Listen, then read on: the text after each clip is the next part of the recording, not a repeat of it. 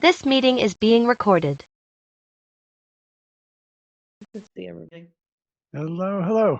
Hello, how are you? Oh, Hi. hello. Hi, how are you?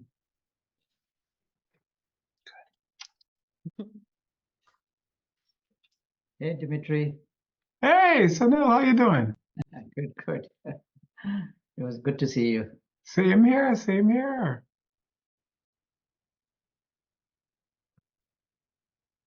Let's just wait a couple minutes because people are coming in now. Oh, okay.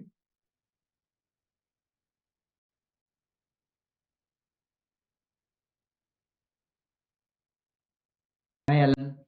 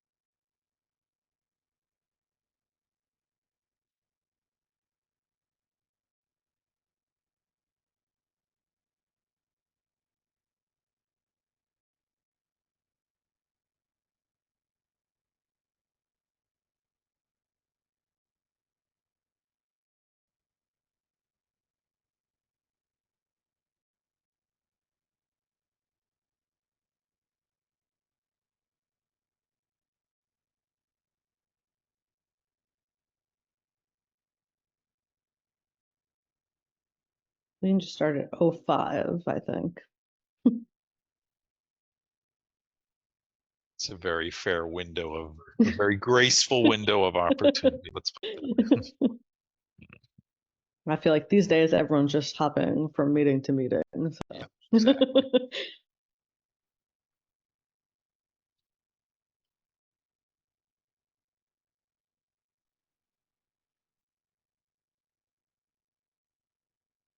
How are you, Taylor?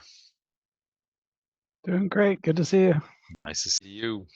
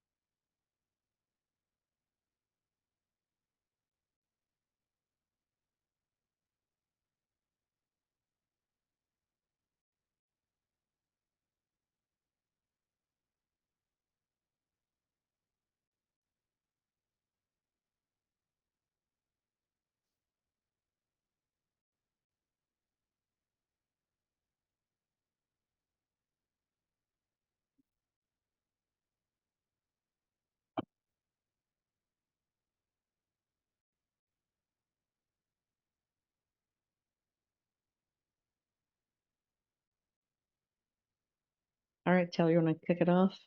All right. It's so nice to see everybody. Thanks so much for being here. As the agenda says here, please do put introductions in the chat. Let everybody know who you are, who you represent, why you're here. Part of the benefit of these membership meetings is that we all get to know each other a little better. The first very exciting news we have in Bricks and Mortals these days is the addition of Manor to our team. Thank you so much for being here today. She is our project manager, and Kate can talk a little bit more about the specific things she'll be focusing on this year. But it was one of the goals of the strategic plan that we put together last year to bolster our staff to do the things that start achieving the goals that we set out in that plan. And Manor is key to those efforts, and we are incredibly delighted that she is now part of the Bricks and Mortals team.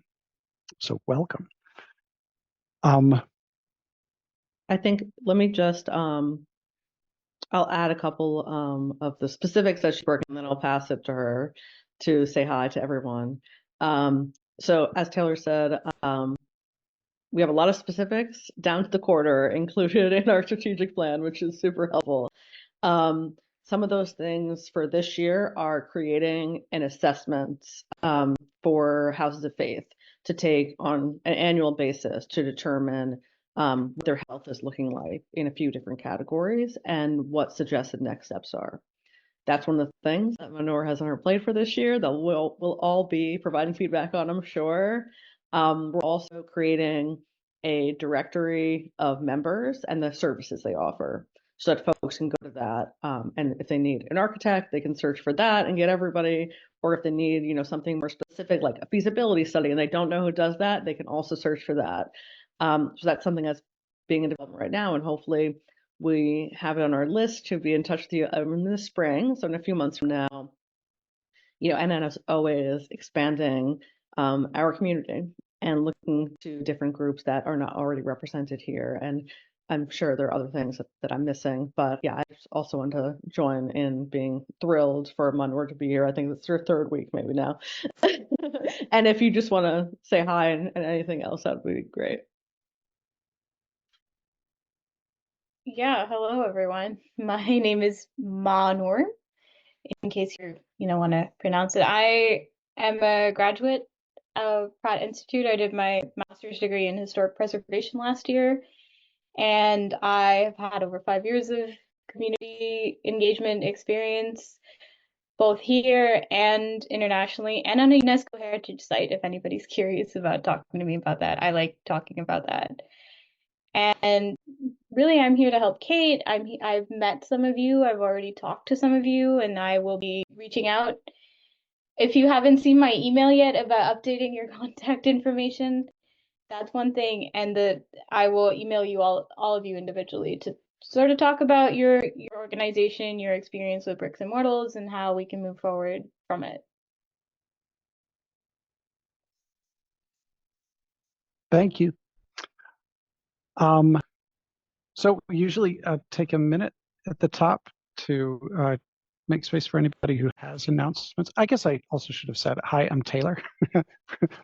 I know most of you, but in case any of you aren't familiar with me, I'm the chair of Bricks and Mortals this year. So if there's anything hot on anyone's minds, events that this group should know about, please drop them in the chat or shout them out now. Otherwise, Kate, back to you. Oh god, this is great timing because my dog just started going crazy. But yeah, no, I'll say again, it's just great to see everybody here. We have a lot going on already. As with everyone, I feel like September is the kickoff for the entire year. So I wanted to update on a couple things specifically, which is, you've probably seen my emails about them, the 2 working groups that are currently meeting right now. One continues to be the mayor's working group on faith-based affordable housing and community development, which I have been chairing since 2022 and co-chairing with a couple of great people. That group is reconnecting to look at where we are and what still needs to be accomplished. That's still on the agenda, and how we can use our time wisely to make that happen.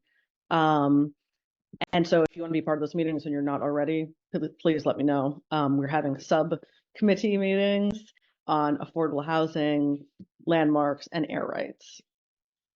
And the second group is the Bricks and Mortals members only specific working group on the Attorney General. And our first meeting was this week, which was, I think, really a really helpful kickoff to that work. So if you want to join that either, would love to have you and get your feedback on what your experience has been, any broad experience of this takes too long, and then we can all work to figure out specifics from there, or if you have a specific issue or idea, that would be great. And then last, very exciting, we're having our networking event again, which I know a lot of folks came to last year and all said that it was a great time.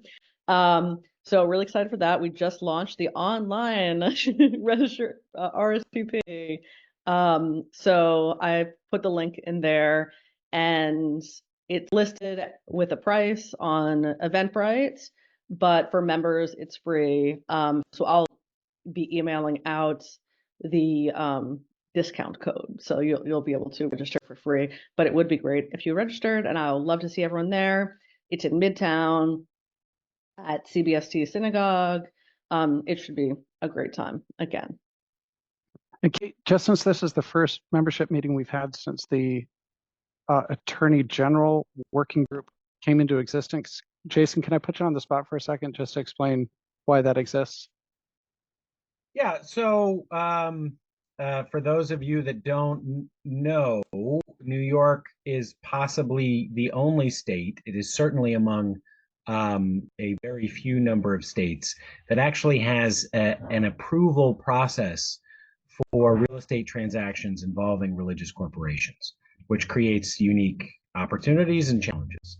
And so many times in formal conversations and I think side conversations, I have heard, and I think others have, some challenges and opportunities for improvement in coordinating with the Attorney General's office for those approvals. The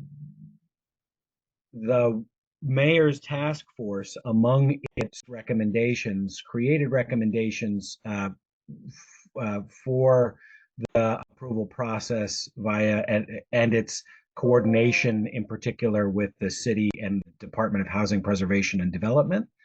And I think that we have yet to fully pursue those, although I think Kate has had a meeting or two with the Attorney General's office. And so the idea is building off of those recommendations within the mayor's task force and these conversations to have a more formal process to identify areas for improvement, possibly on our side. I would say almost certainly with regard to the Attorney General process and information, to make these transactions more successful and beneficial to the faith community.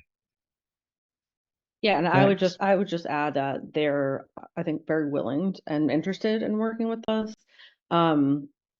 Like Jason said, I've only met with them a couple times since maybe last summer, but they were really open and receptive to what we had in the initial action plan that the working group developed. So I think embedding this within a bricks and mortals rather than a broader effort will make it more efficient for us to be able to like pinpoint these specific things, especially because this community deals a lot with the Attorney General, and be able to provide some really helpful feedback and hopefully get some really needed changes. So the Mayor's Working Group exists because Bricks and Mortals put together a policy platform that we took to mayoral candidates and they signed off on. And then that sort of spun into this working group. And we threw a bowl full of spaghetti at the wall of city bureaucracy, and some of it actually stuck. So we're trying to implement a similar sort of process where Bricks and Mortals is the tip of the spear trying to drive change at the Attorney General's. And then we will eventually expand that out into a bigger coalition to advocate for those changes. But in just sort of figuring out solutions, that's what we wanted to start internally and then start pushing. So if you're interested, please reach out to Kate. That was a very extended sales pitch. Thank you.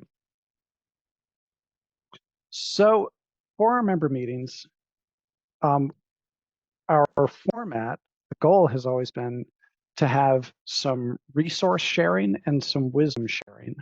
And that usually takes the form of a case study and then a resource. And I'm particularly excited about today because we have my good friends and colleagues at FX to talk about work that they've done. And we have my good friend and board member Nell to talk to us about how to improve all of our lives in ways that we haven't even thought of yet. So it's going to be a good one. Well, I don't think I need to say anything much else. Toby, Dan, should I hand it over to you? Thanks very much. Yeah, I'll just share screen. Here we go. While Thanks you're for pulling having that us. up. Yeah. So, hey, everybody, Dan Kaplan, senior partner, FX Collaborative. Taylor, thank you very much. You said wisdom. I don't know if we can have any wisdom, but we'll share maybe lessons learned. So, and Kate, nice to see you, and we're really thrilled to present this. Toby and I will tag team this. Before we jump in, I just wanted to also acknowledge my partner Guy Geyer, who's on the phone somewhere. Hello, everyone. There you are. Jason Voss, Christos, and I don't know if Heidi's on the phone either, but it takes a village, as you'll see in a moment. This is a very complicated project, but it's like one of the most interesting hybrid projects that we worked on, and I think we presented to all about 2-3 years ago our hybrid building philosophy, and I think this is one of the most meteor case studies. So we'll run through this real quick. We'd love to have some whatever questions you can throw at us at the end would be really, really great. So next. So basically, before we get into this, like we see there are a lot of projects that coming down the pike and that we've done, and that others like Taylor and I worked on a project that didn't get built yet, but hopefully one day will, where you have a mission-driven institution and a commercial development, and there's a marriage there to be made, and it was a win-win. And what is the win-win? Go to the next slide. Is the institutions, as you all know really, really well in your bones, can be land rich and cash poor. The facilities can certainly be out of sync with your mission. Either it's they're hemming you in, or it's an albatross around your neck, and they're expensive to maintain, and it's all the joys and trials of real estate and maintenance of old buildings and so forth. And then from the developer's point of view, go to next slide, please. Developer's point of view, there's a scarcity of great sites. Even there's always also a benefit of having community partners, and so therein sometimes lies a win-win. And next. So as I said, we've been doing a number of these over the years. The most recent ones that are quite interesting is one we're working on, La Hermosa on 110th Street, which was a rezoning and has a church at the bottom and a residential development at the top. And literally the building Toby and I and several others are sitting in, right there where the hand is, right below us, stepping on the foot, is a school. So that also is a form of hybrid architecture. So with Calvary Baptist and 125 West 57th Street, we're just going to dive into the case study. I do hope you will join us for the walkthrough. I guess it's on the 22nd in the morning. It's really super interesting to see this thing. It's right on 57th Street, and it's quite complex, as you'll see in a moment. Next. So as I said, the site, it's like, okay, with any institution would really love to have this location. There's just no question. So it's, as a case study, it's a little bit extreme, but still, I think there's a lot of good lessons to be learned here. It's on Billionaires Row. This photograph was taken a long time ago, but you can see just to the left is 157th. Steinway is about to start construction on the right. Further down to the left is that sort of terracotta site that is now that's Central Park Tower, the tallest residential building in the hemisphere. So this is really it's a wonderful site. And go to the next slide. The church has been on the site since the 1883. They had been in Lower Manhattan, and as Manhattan sort of grew to the north, they moved from various locations in their time, and finally built a nice church in 1984 on 23rd Street, and then in 1883 moved to 57th Street. And the first church on 57th Street, when it was much more residential building context, was this beautiful Romanesque Gothic building. And then in the 1920s, as land values grew, they actually built their own and developed their own hybrid building in the 1920s, which was a combination hotel and church. And that stood till for actually it was the longest duration of any of their iterations. And Calvary had the issues that I outlined before. They were both hemmed in,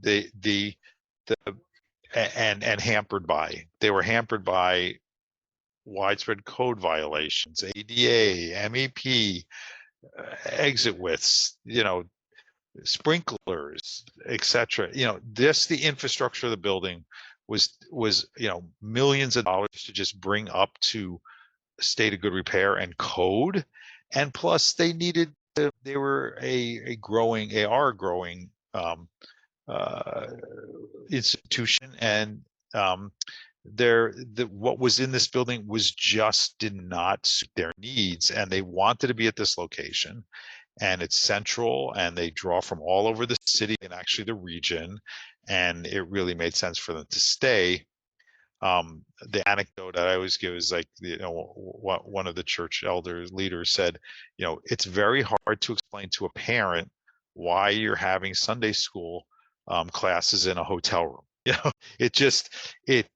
They were just busting out, and it was really the real estate, their physical plant was really hampering them as an institution.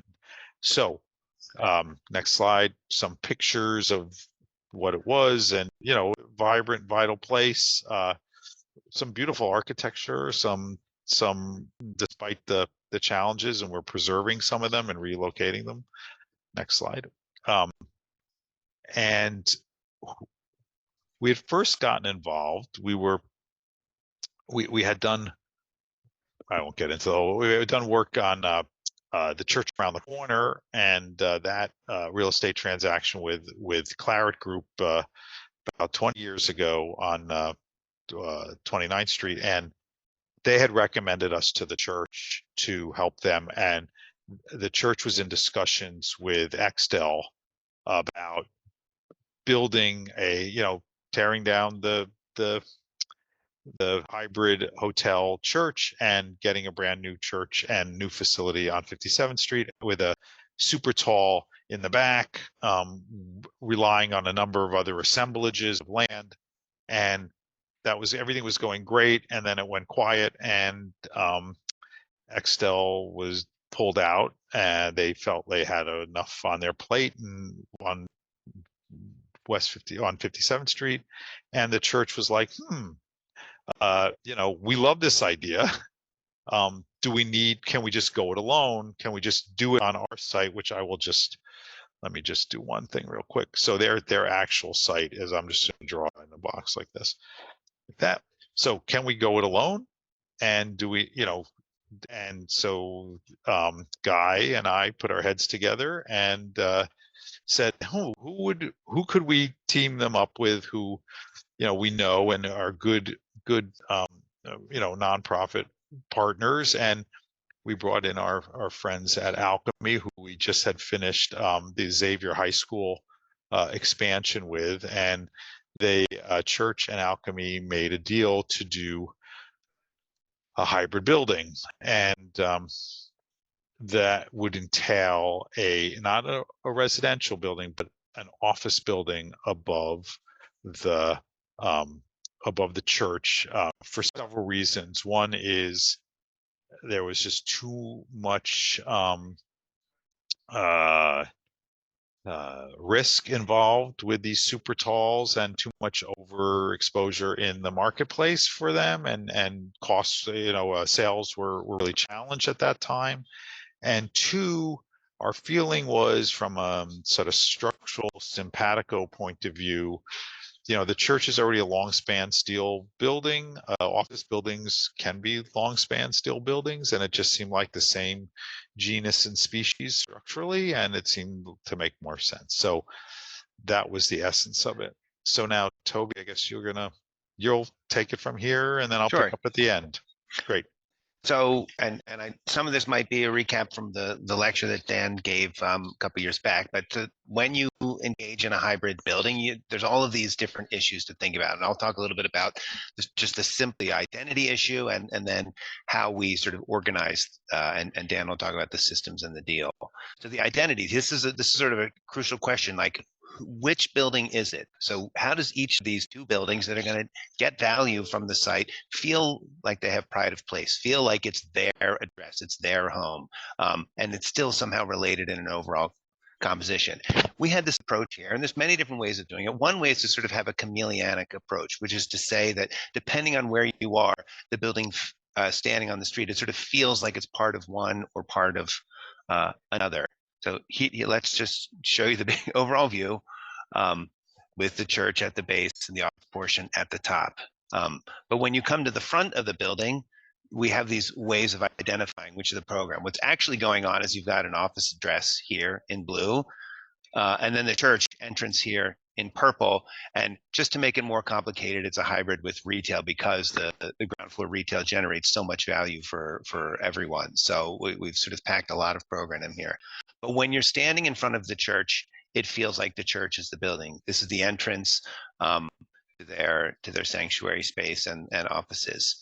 And when you're standing in front of the office portion, it feels like you're at the front of an office building. They have different names in front of them. They're expressed architecturally in a different way, but yet they still are sort of tied together with some sort of simpatico of facade expression. So how did we organize these to make sure that they're all feeling like they're working out? You don't want any compromise. You want the church space to feel like it's getting the best out of it, and you want the office to feel like it's getting the best out of it. So I'm just going to take you through the basic premise here is that what the church really needs is to be street oriented, to have that connection with the neighborhood, to feel like it's near the ground, to feel like the folks that are coming in on Sundays and the kids are not traveling in elevators their whole time, but are really sort of close to the urban fabric. Yet what is generating value for the office spaces is to have these great views. And if you can get high up above your neighbors, you can have some unparalleled views of Central Park, which is, of course, what's generating so much of the value for the residential towers, but it has a lot of value for the office buildings as well. So the church feels like it's in the right place. The office feels like it's in the right place. And this is sort of a forward-looking, street-facing sectional view at the street level. So we basically have the church program here in the bottom with a small office lobby and a retail that is pulled out. About 7 floors of or 6 floors of church above grade and 2 floors below grade, and then all the office floors above that. And there's a lot of shared mechanicals between the two. The overall program for the church is 73 or 74,000 square feet, and wanting to house over 500 folks for in the sanctuary on pews. There's spaces for office, gym, classrooms. And then there's that small retail that we showed you just at ground level, and then a pretty substantial office space. This is still considered a boutique office building. It's not as big as a Hudson Yards office building, but it's certainly the dominant portion of the overall program. So I'm just going to take you from the bottom to the top, how we put it all together. So these long span spaces, as Dan was mentioning, are really important to the church. It's not just the sanctuary itself, but there's a lot of programming that makes use of a fellowship hall and a gym. So we dug deep, went down to a sub-cellar level, 2 floors below grade, and have this double height fellowship hall and gym that is ringed around on other sides with showers, toilets, services, and it's sort of great to have this space, this huge open space for athletics and for fellowship meetings that can be used. And then just above it in the cellar, where we're getting a lot of service connections to the street, utilities coming in, and additional space for preschoolers and toddlers and infants. Again, these folks don't have to travel. They can just take stairs down or a simple elevator ride down. They're not going to the top of the building. So it's really about getting these uses where they make sense. Here we are at the ground floor, and I always think of the ground floor here as like a Neapolitan ice cream. You've got the chocolate straw, or let's call the church here the strawberry. They really get the full address here, their own elevator core, and a space to move up in the sanctuary on the second floor. And you start to see this curve that influences the retail. And then the office has got its own elevator core over here and pretty much its own stairs. There are some places for emergency egress where there are shared emergency exit stairs, but for the most part, they've got their own circulation cores. So here you walk in and you start to see the space. We've got the beginnings of the hint of the church sanctuary space, which is going to be on the second floor in here. And you also notice there's some pieces, some relics sort of built into the facade, or built into the interiors. There's a huge study programming because there was some great architectural detail from the 1931 building. So certain pieces were taken off, studied, preserved, held in storage, measured, weighed, figured out exactly, put into our drawings, figured out how to get it back into the building. So they're really treated as these sort of precious relics that really sort of tie together the fuller history of the congregation.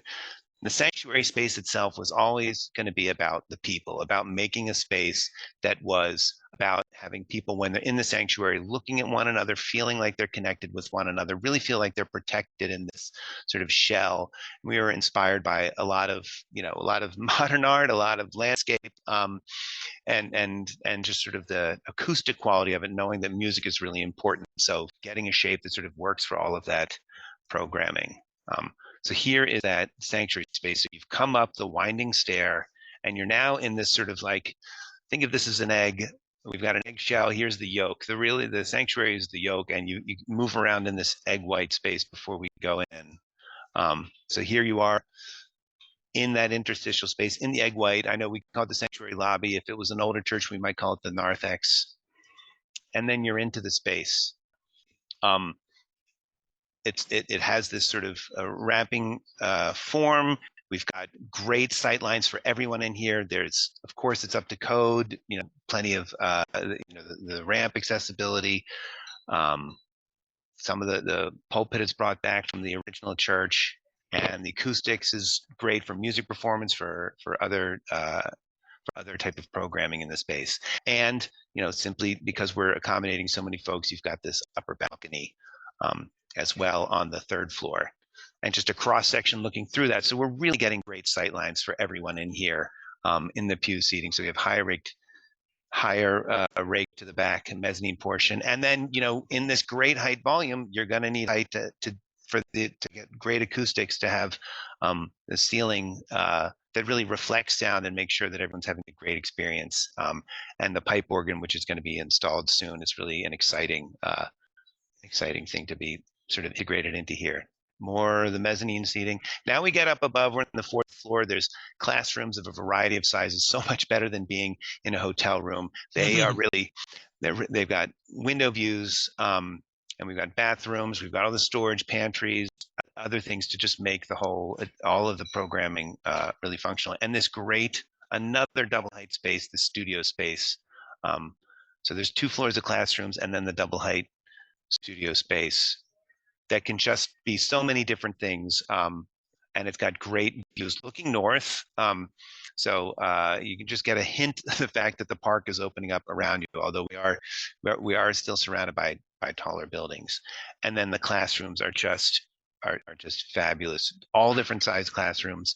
The facade, you start to see you're in a space where the sort of Gothic influence of the facade is felt in the classroom. So we have sort of the protected sort of womb of the sanctuary, and then these more urban exposed rooms for the classrooms.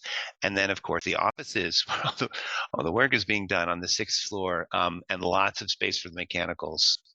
But they're really great offices, very modern. And plenty of open space and plenty of quieter spaces for more discrete meetings. Can I ask a couple of questions? Sorry to Sure. interrupt the flow of the. I guess just to pull back for a second, how, when you initially started speaking with the church, did you figure out like how much space would be? I guess first of all, what would be in the space, and like that there would be classrooms or otherwise, and how much that would take up. And then also, did they have these relationships already, like for these classrooms? Was that something they were moving over, or was that just an ambition of theirs to be able to fill that space with this particular kind of activity? So we went through a programming phase with them, which for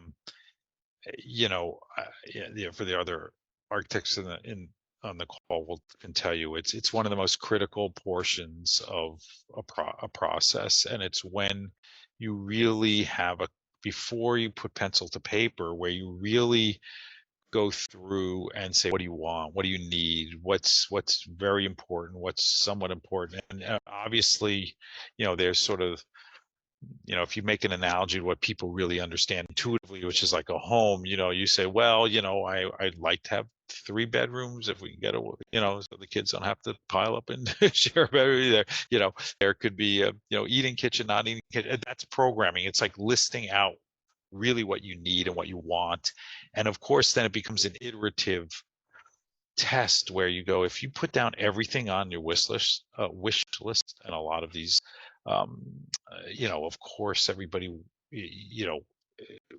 your eyes are bigger than your stomach or your wallet in this case. And, what is the balance between the functionality, all the different functions, and how much you have to build?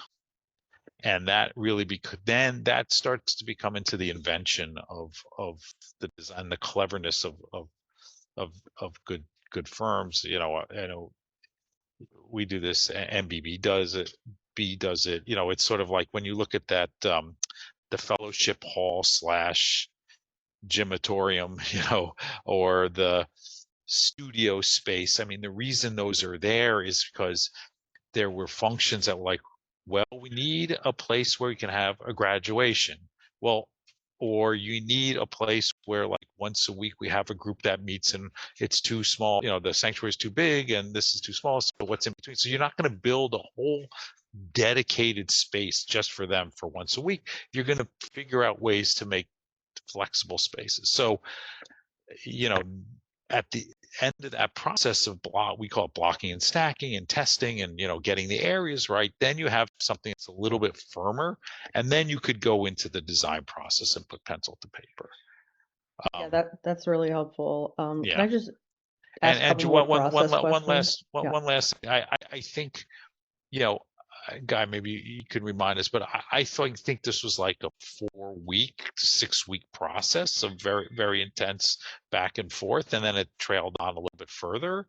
But that's how it takes time. It's not just. It probably took a little bit longer Yeah. than that, because initially it was, really an examination of even their existing, converted hotel space and what was working, what wasn't working, what they needed that they didn't have there, and the expanded program. I mean, this ended up being about 80,000 square feet and change of program. So it was a lot to sort out. And some of the classroom space was the kind of space they didn't have before. And so they also had some imagining to do about, okay, what kind of programs can we do in the future that we are not able to do now? And the fellowship hall is probably the biggest example of that, because they did not have anything like that to host big community meetings or have athletic events or do anything like that. So that's how that all came about. Yeah, that's super helpful. I would just ask a couple more process questions about that process you went through with the congregation. I guess the 2 questions. The first is it just the architecture firm that leads this in your case, or generally? And then also, who from the congregation was kind of involved in those conversations? Do you want me to answer Go ahead, that, Guy. Dean? Sure. So the answer to the first part of that was, it was just us as architectural practice doing the programming and interviewing the folks at the church, and the people from their side that participated. Was they have a board of deacons that are essentially the decision makers. So we talked with all of them. They were at the end of the day, they were the ones who made the decisions about all this. But we also talked to, each of their program directors and folks that were really leading the various aspects of the church, from liturgical leaders, the pastor, and as well as education and childcare and all the other programs that they they have. I would also add yes, we did all the program, but in addition, the testing of this, in one byproduct of this whole process is how much square foot, how big is a facility, right? And I think that's like one of the critical endpoints, but that has to be balanced against the whole financial deal and the financial construct. And so there was, we did have Alchemy Properties involved, and they, so there was this sort of iteration of like, well, how much does the church need and want, and versus how much can the sort of deal yield, if you will, and sort of make balancing, and it wasn't that far apart. There were a lot of times, as some of us who've been through these processes before know, they could be miles apart, but there was a pretty good alignment pretty quickly. But there was a couple of iterations. There was a question about the church will manage their own space at the end. That is their intent, Right. yes. But not the office portion. It's sort of like, think about it like the office is almost like the church is a condominium unit within an overall building, and then the office building is a separate condominium unit within it, and they'll be functioning different. There'll be some shared mechanicals and things like that. Right.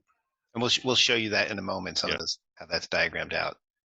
Yes, and the deal structure. We'll show you, Ellen, a little bit about that. Yeah. I'll just Keep doing going. it. I just want to finish up. So the thing that's sort of paying for all of this is the office space. So we've got, we're sort of switching programs, and now we're in the office zone. It starts with this amenity floor and an outdoor space.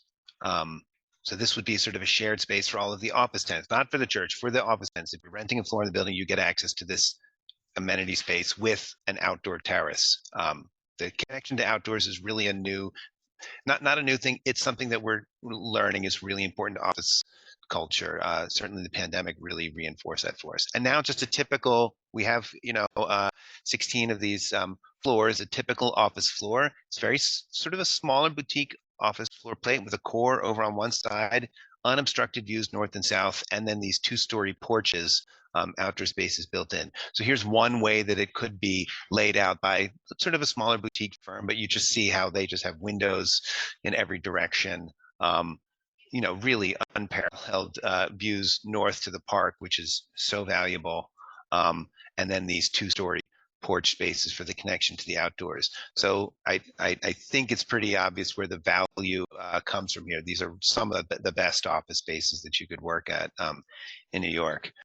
We did a lot to sort of figure out this identity of the facade and think about how to integrate the porch spaces, the outdoor spaces, the church identity as sort of a separate volume with a office volume above it, and then how each of these volumes could sort of be clad in related but different ways, each having their own identity, the church having this identity as a screened block. And then the way that we sort of treat the facade of the office and the church a little differently. You did notice some of those sort of Gothic curvature in the church facade. And here's just some views of it, day and night, the systems. I'll just say, as we mentioned, one of the big challenges is having all of this huge heavy load of the office building coming down over a long span base. So figuring out the structural connections between them to make sure that you get the spaces that you need at the base of the building. That's a really important part of coordination. There is one structural engineer for the whole building. There's other mechanical engineers might be set for the 2 spaces, and lighting engineers might be different for the 2 spaces, but at a structural level, it's got to be one team that does the whole thing. And here's some of that space for the studio. So we're really thinking about big load transfers and think about how you work in the systems that are maintaining acoustic separation, so you really have a great sanctuary experience. I think, Dan, now I'll hand it over to you for this part. So I think this is deals. I think when people sort of, who are not involved in these things think about these projects, they think about the left. It's like, well, the perception is there's the church and then there's the office building on top. But as Toby was describing, the structure of this thing is that there's one building, and the case of Calvary Baptist is one building that was being developed by Alchemy Properties, and as consideration for the land, the Calvary Baptist got a condominium unit with some extra money and fit out in that purple box, so that basically, this sets the structure up for how the design teams work, how the documents go, where they're demising, where the line of work is between what's called the core and shell, which think of as the big yellow box, and the fit out, which is what happens within the blue box. So and the definition of that, not to confuse you with blue box and white, but the definition of that is called a white box. So basically, that the base building developer would deliver to the church, ready for them to do their fit out, at what we call a white box. And the definition of that white box is very, very important to get right. It's not generic, and that it has to be tailored to each project. If you go to the next slide, I think it lays it out a little bit more. So when you enter into these agreements, it's super important that this is an explicit, clear, that everybody understands where the demise is. And as Toby said, there could be two different mechanical engineers, there could be two different design teams working on this. There could be the core and shell design team and the interior design team. There should be two separate teams. In our case, there were two separate teams within my office, but we had beside Guy and I sort of passing notes to each other, we had a pretty good Chinese wall between us that we didn't, the teams were really separate, but they, more often than not, they're like two different firms working on this, architectural firms. As Toby said, structurally, it's usually one. But what gets defined in this white box is, of course, the areas and the floor plans and the floor to floor heights. I think, this is classically done, and this model is classically derived from office building type of construction. But in office buildings, it's very, very simple from you have a bunch of horizontal floors.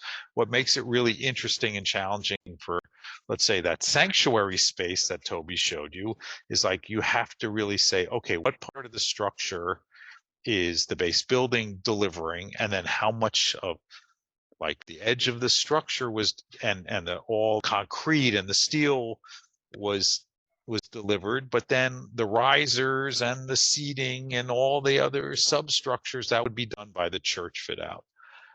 Egress, elevators, what is the finish of the perimeter? Is it going to be sheetrock? Is it going to be raw?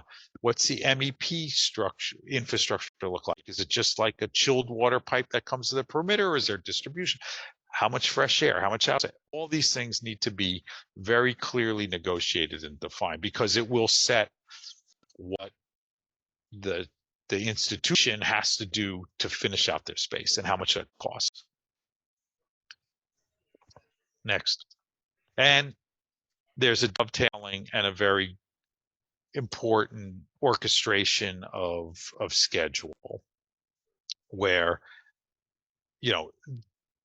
the way I would term it, it's a little bit like parallel or chicken and egg, but church has to figure out how much it needs, and the office, the overall building is how much could yield on the site, and then there's the whole dance, and then really the interiors of the church can't proceed until the base building is a cycle ahead of, basically is defined enough, so then it could get inputted back into the church fit out. So there's basically a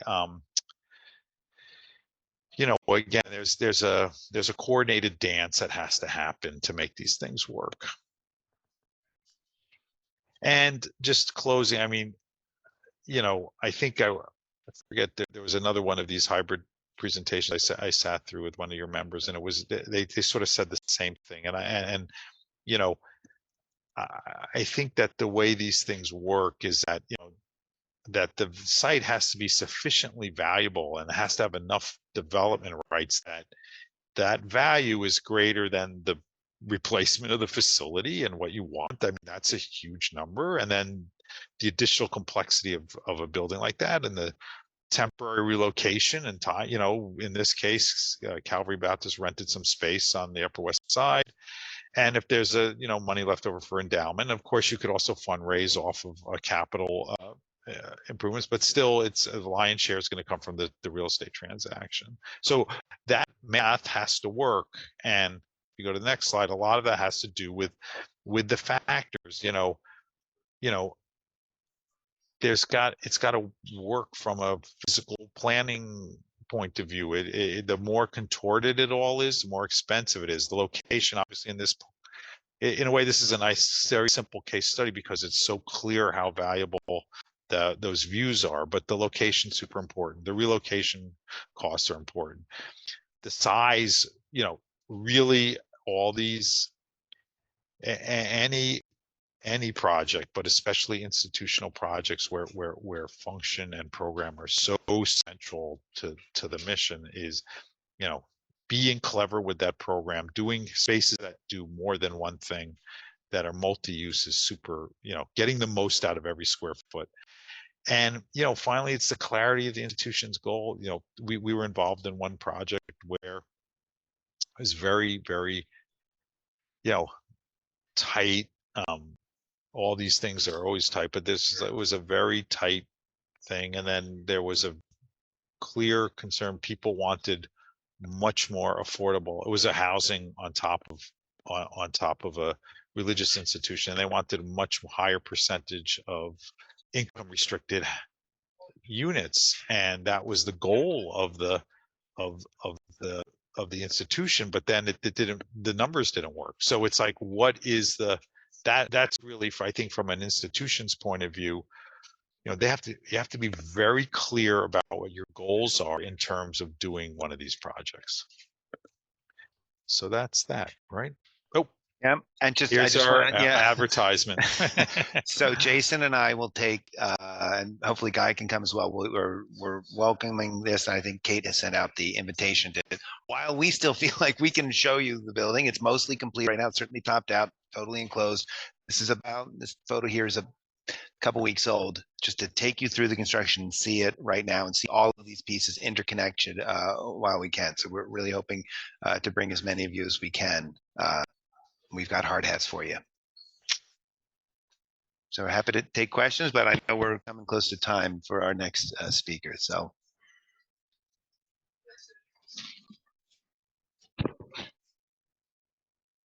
Well, just to say, what an incredible example of the power a nuanced solution to a difficult problem can have, not just for that individual congregation, but for the, we always talk about the benefit of these organizations just surviving and continuing to do what they do as extending far beyond their doors. Mm. So really, really great example. Beautiful architecture. I can't wait to see it. Thank you. Thank you, Taylor. We'll give this just a minute in case anybody else has specific questions. Yeah. How can you contact me with any questions? Kate, you can send my email address out to any of these members for follow-up questions if they don't have them right now. I can just put it in the chat now for now. Well, it's a good presentation when you covered everything anyone would want to ask. This is Victoria. I don't have a question, just more of a comment to share that a lot of what you were pointing to at the end in your summary resonated for me. It was very affirming as far as some of the themes and the trends that we experience working with faith leaders and faith organizations, that, as you're calling it, the value proposition, that relationship between the value of their real estate and how that then plays into the space that they're seeking, the relocation considerations, potentially an endowment, or how they're going to continue to operate in this temporary way during construction. Those are all big considerations, and that spatial planning, that goal, what is most important to them, those are all things that we continue to see, hear, experience, and try to elevate as well. So thank you for really grounding all this work with your expertise. Thank you, Victoria. It really is, what's interesting, just as a closing, what's interesting is, we see a wide variety of client types, so, and how they make decisions, and these are not easy decisions. There's strategic decisions, there's long-term decisions, right? So, but it's sort of wonderful to be in a faith-based one where, like, you have a pastor who's leading the discussion about, like, the future of a thing, it's just a whole different layer of interest in stewardship, compared to, and there's nothing wrong with it, but like compared to, let's say, sitting around and talking about, what the design of the commercial lobby should be. It's very yes, there's strategic questions and everything else like that, and it's fun and interesting, but it's really wonderful to see when an organization is so involved in their future. It's very exciting. Thanks so much. Hope to see you all. Thank you, Toby, and thank you, Dan. We really appreciate it. And now, Nell. And I suspect you're going to start by telling us all to take a beat. So I'll let you tell us all to take a beat. Well, I just want to segue by saying this is so perfect, Kate and Taylor. I don't underestimate the extent to which you visioned that, but to me, it's beautiful. That's an amazing story to hear. And what I'm going to share with you all is all about kind of that version of clarity of goals, to really pick up on that last point, and alignment. Sort of the architecture of our lives is what I'm going to share with you. And it's just, I'm a proud board member. I don't know anything about architecture. I know very little about faith-based communities, but I have a really deep and long passion for the sustainability and strategic growth of nonprofit organizations to do the service and the impact in the communities that they affect. And so I love the Bricks and Mortals community. It's an honor and pleasure to be here today. And just knowing how hardworking and impact committed and values aligned this community is, and that this work in New York City, as well as other places in the world, is really more important now than ever. So this framework is really about reducing overwhelm and distraction and burnout, and whether that's to help you as an individual leader or for your teams that you serve, hopefully that will be helpful. But as Taylor guessed, I am going to ask us to breathe for a moment. We know that screen apnea is a thing. We literally breathe more shallowly when we are looking at a screen, which we do for, the plurality of our waking hours, I know for many of us. And so I'm going to encourage you to look away from all of your screens. If you're driving, please keep driving, but with New York groups, that's not usually a risk. So avert your eyes, close them, look away from the 32 tabs and the 5 email drafts and this Zoom screen of beautiful faces. And just maybe a hand on the belly helps, jiggling your shoulders or rolling your neck. And just take 3 deep breaths to get the oxygen that our brains need to learn and think and connect.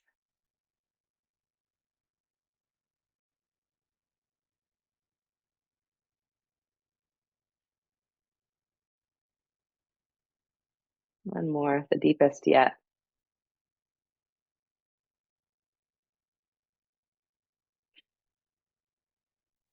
All right. Hopefully, a little more grounded, a little more oxygenated. Come back. If you are able, show us your gorgeous faces on video. It's nice when we're doing this talk about personhood to see you. If you can't, I totally get it, and that's okay too. Glad to have you here in any form. So I'm going to share this lead in 3D framework that has emerged for me over decades of work, really. But because of this group and kind of the feel and vibe, I'm actually going to start with the backstory, which is sort of my personal journey to getting here. You'll also get the nuts and bolts, and we'll even get to try it out. But I'm going to start with that. So It was a golden late spring day in Northern California. An eclectic group of friends gathered in the courtyard of a Buddhist retreat center. Many were Black, but others didn't. Some held wildflowers, others maybe a printout of a poem.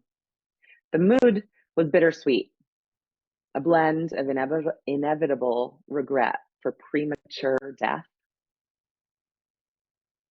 enlightened views on living and dying well, and deep love and missing of the departed.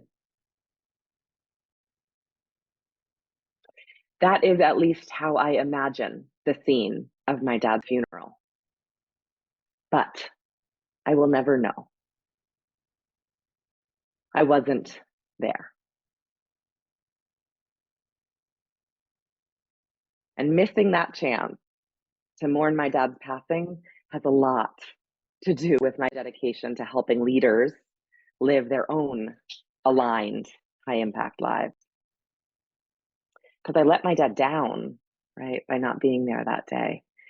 And worse, I let myself down by not being the daughter, the niece, the half sister that I want to be. And I can assure you, we can ask my colleagues, that I was not at my best, my most present or empathetic or creative in the office that week. My dad and I had a pretty rocky relationship, and I can appreciate the authentic way in which he lived and his hatred of the waste and violence and inequity in our society. Now, through my own life experience, I understand how he, like so many of us, right, failed to translate his best intentions into effective action, or to be a more stably present father that I would have treasured. So relatedly, there's some great research. The AARP surveyed thousands of elders, and what they found was that the most common regret of the dying is, I wish I'd had the courage to live a life true to myself, not the life others expected of me, right? So on our deathbed, people regret prioritizing other people's expectations of their own goals and dreams more than anything else. So to avoid dying with regret and avoid making these mistakes that my dad made that I saw, I have developed this approach to work in life that satisfies all of our multidimensional human drive. It's leading in 3D, and it means to pursue the goals that we actually care about in the me and the we and the world dimensions. Because when we lead in 3D, we achieve a balance of performance, but also well-being and world impact that creates really deep, lasting satisfaction. So it's based on the understanding that we invest our time, attention, and energy throughout our work and life to create certain outcomes, right? And so these outcomes fit in one of these 3 dimensions. Me as an individual, what's the effect on my well-being, physically, intellectually, emotionally, spiritually, right? What are the results that I achieve for the teams and the organizations that I care about, professionally and personally? And then in the world, how do I impact the broader communities that matter to me? My town, my region, my congregation, my neighborhood, my industry. And so when we invest our attention, time, and energy intentionally in an aligned way toward those 3D outcomes, we craft a career and life that matches what we actually want, not what our bosses think we should want, what influencers or advertisers think we should want, or our parents or spouses think we should want. And we avoid getting exhausted by chasing after these images of success, which creates win-win-wins. It's good for us as individuals, but it also serves our teams, our businesses, our families, and ultimately the world around us. And today in this world, we cannot afford not to take this approach. Collectively, we are underperforming. I don't say that to shame anyone here or to suggest that we're not working hard or trying our best. Indeed, we are working and trying so hard that those of us who care the most are burning out. And that is the problem, because we're not achieving the outcomes we want. The data is there. If you look at homelessness or the debt of households or congregations or as a nation, the levels of anxiety and loneliness, or the stability or chaos of our physical and environment and weather, right? Top of mind this week. We are not okay. And in many regards, these trends are negative. Regardless of your religious or political, philosophical, intellectual views, I will bet that there are some aspects of your life, your organization, your family, your physical well-being or mental health, or the world more broadly, that you think could be better. And I don't doubt that you spend a lot of energy and attention considering how you might make those things better. But I'm also willing to bet that if we looked closely, we might see some ways that those good intentions are blocked by inertia or shoulds or outdated orthodoxies. And we might find some ways that you could better invest your time, attention, and energy to address these problems you care about more effectively. Because this gap between our intentions and the actions we take causes the most damage for the people we care most about. The good news here, there is good news, I am an optimist, stalwartly, is that we have all the resources and technology and knowledge required to do better. We're just not yet using the abundance to create these win-win-wins of leading in 3D, right? Every day we're bombarded by all the ways that we could or should do better, according to the influencer or icon or advertiser who has stolen our precious attention in that moment. And so we chase more salary, more followers, more square footage, more bandwidth, more fitness, more productivity, more me time, more peace, more recognition, more fulfillment, more. But you cannot have it all. Even in this age of abundance, we cannot have it all. When we lead in 3D, though, we can have our all. Right? Like with architecture, when we get clear about the goals that actually matter to us in the me and we and world dimensions, we are able to focus, to prioritize, to say no, and achieve the meaningful outcomes that are really important. Leading in 3D is the path to a unique, satisfying, and motivating version of success. We owe it to the people that we care about to live that life true to ourselves, honoring all three dimensions. Even further back in my story, come back in history with me for one more piece. I learned my world dimension goal, some might call it my purpose, really clearly when I was 12 years old. I changed school districts in 7th grade, and I saw really vividly that talent is distributed equally across zip codes. I grew up in Hartford, Connecticut, but the same is true all through the New York boroughs. But opportunity is not distributed equally.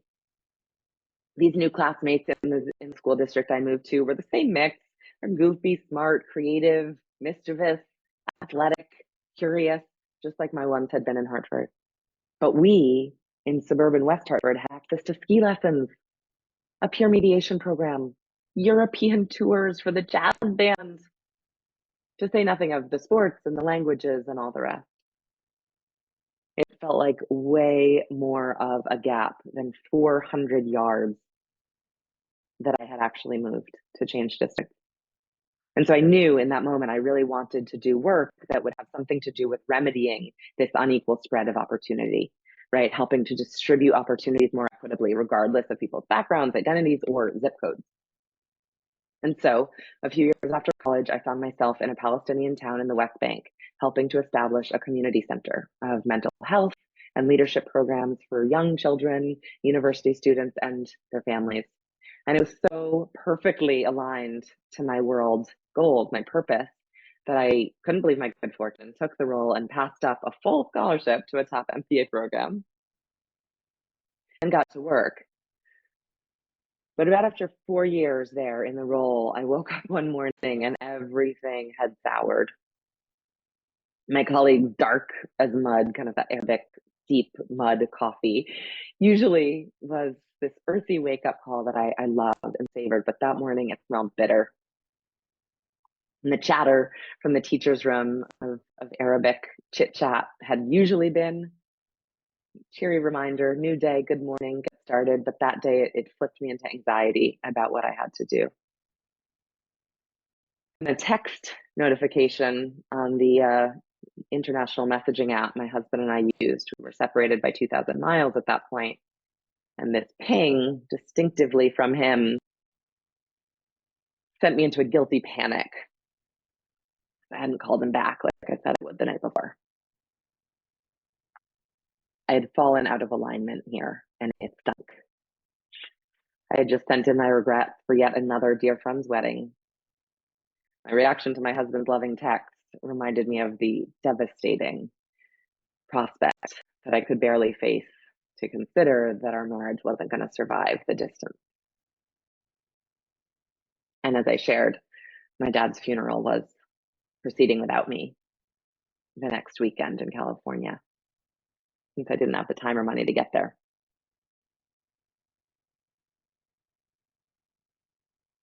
So I was pursuing this world level impact, but doing it in that way was blocking the we outcomes that matter to me, to say nothing of the me dimension outcomes that I wasn't getting done. And so it was clear, it hit me that this perfectly aligned high impact opportunity had run its course. It was really seeing my situation in this way that helped me to understand the multi-dimensional nature of purpose, right? That knowing the way you want to leave the world a better place is super powerful, but not without also being clear about the life you want to live as an individual and the organizations and the family that you want to invest in building. And so emerged this speed and 3D approach over 3 decades of learning and mistakes and studies at Harvard and Cambridge and Columbia and London Business School and the Università di Roma and myriad informal classrooms in between, as well as living and working on 4 continents across the public, private, and nonprofit sectors, really trying to get to my right blend of 3D. So the journey, I'm sure you each have versions of your own, and it's a lifelong practice. It's not one and done. But the principles and the process of this leading in 3D approach are simple.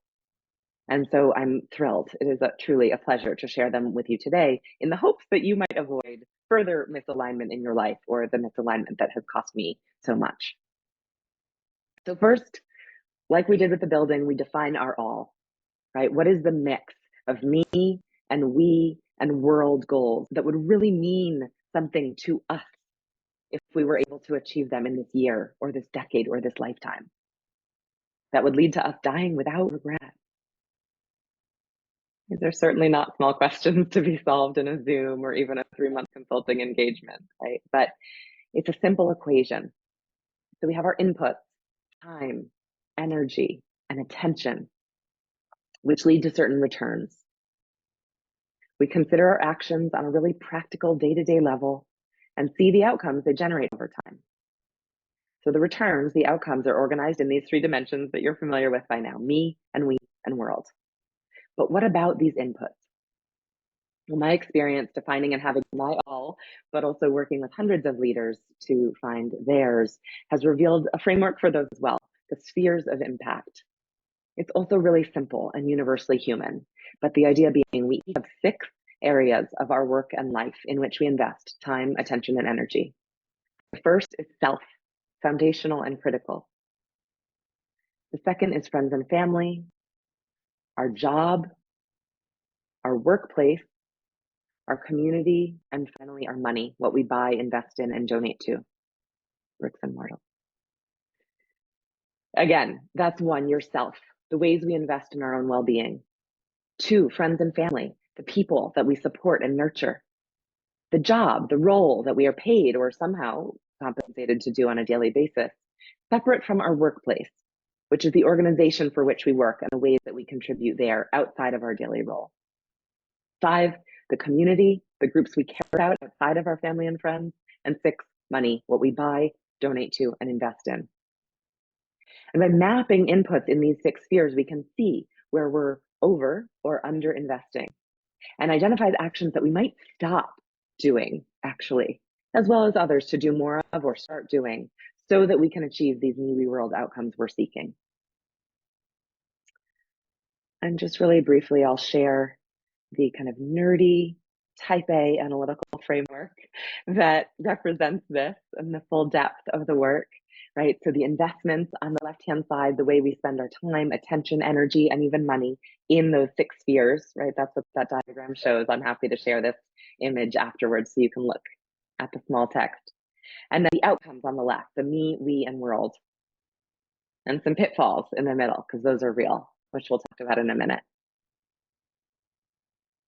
But having this scaffolding, this equation for the really big, important questions of our lives gives us grounding to answer them specifically, right? Because it's not enough to just have a general sense that you want to be a better person or a better parent or a better neighbor. You got to be really specific. I know for me, having this equation earlier in my life would have helped me recognize that misalignment much sooner. Without it, I learned my lesson somewhat painfully. At the expense of declining performance at work, missed opportunities for impact, missing friends, weddings, skipping my dad's funeral, losing my first marriage, and experiencing a phase of general discontentment, discouragement, and unhappiness that manifested in unhealthy, we can probably say self-destructive behavior. So to live a life true to ourselves, avoiding that regret, we have to lead in 3D. We owe it to ourselves and the people we care most about, and this troubled but beautiful world in which we live. Given your responsibility, your influence over people and teams and communities, you have a responsibility, but also an opportunity to lead in 3D, to invest in your own well-being and model this approach for your teams and family, and really effectively steward the future you want to see beyond the limits of your company or family. Because it's good for us. It drives performance for us as individuals, but also our teams and organizations, getting these win-win-wins. So before you try it out briefly, before we close, I want to talk about the pitfalls, right? Because this all sounds well and good. Maybe it's even somewhat intuitive.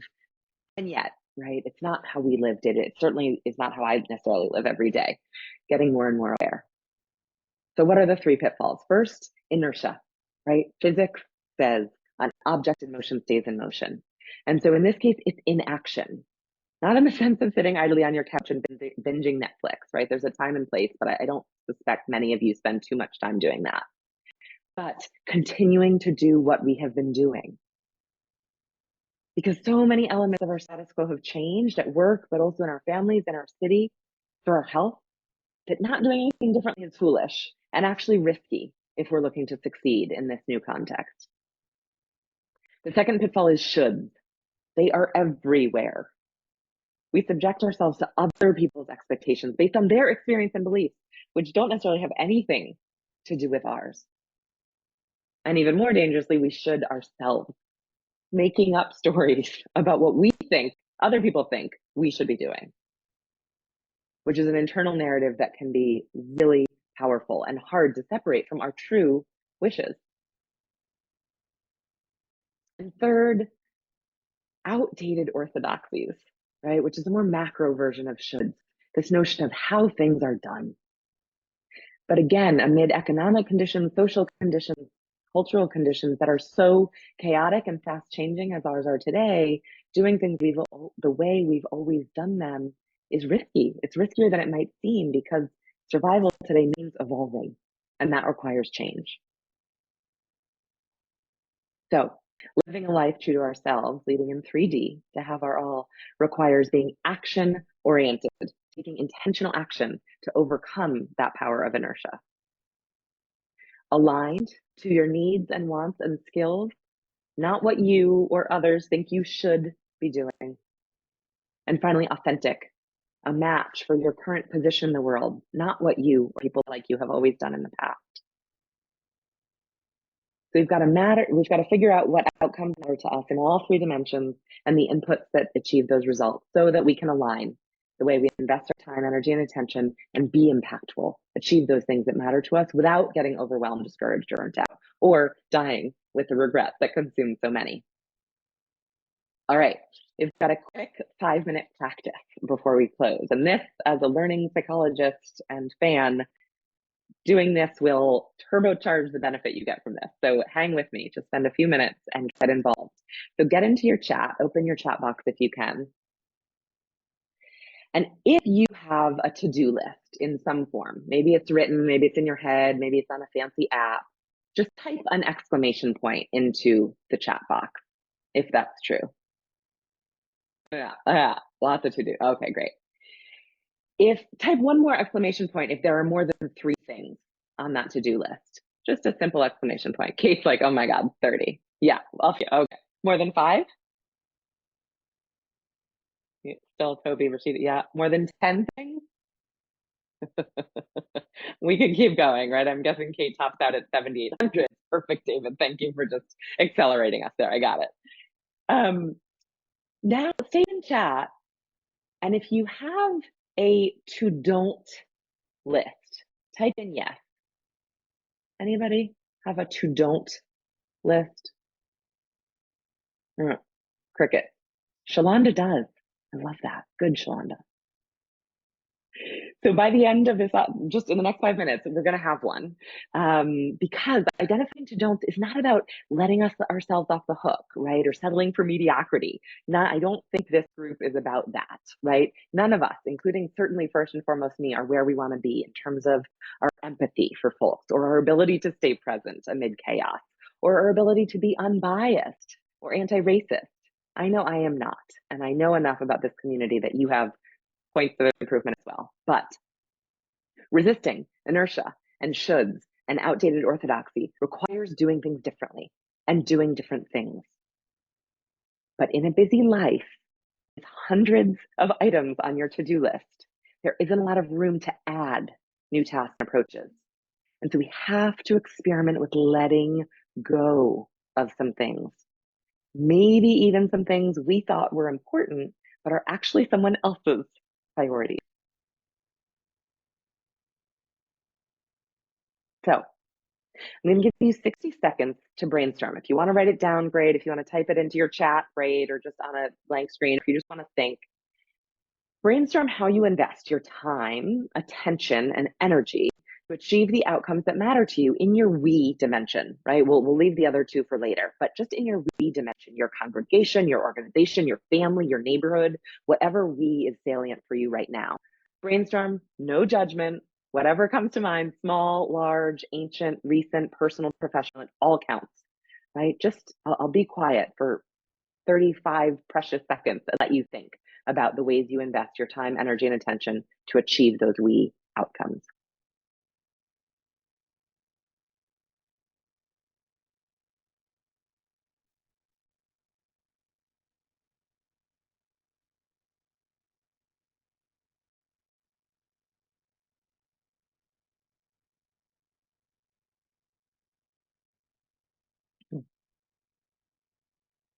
So when I do this, because I love the ahas of taking 30 seconds in your busy days to give yourself credit for the things you do that have impact.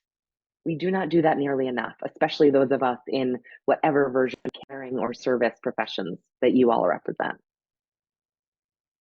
But the next step here toward our to-don't list is to kind of circle or star, again, mentally or in writing, the items that stand out. What are the things that you're particularly proud of, right? That really you know had an impact, or you got some feedback, or they felt particularly good.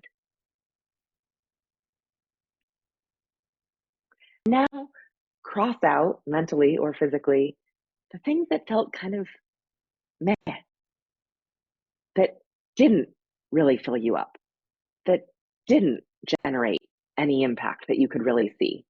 Maybe you're like, that was a should, or that was inertia keeping me doing what I've always done, or that was an outdated orthodoxy. That's just how we do things around here. And I spent time and it did not have an impact on the we that I care about.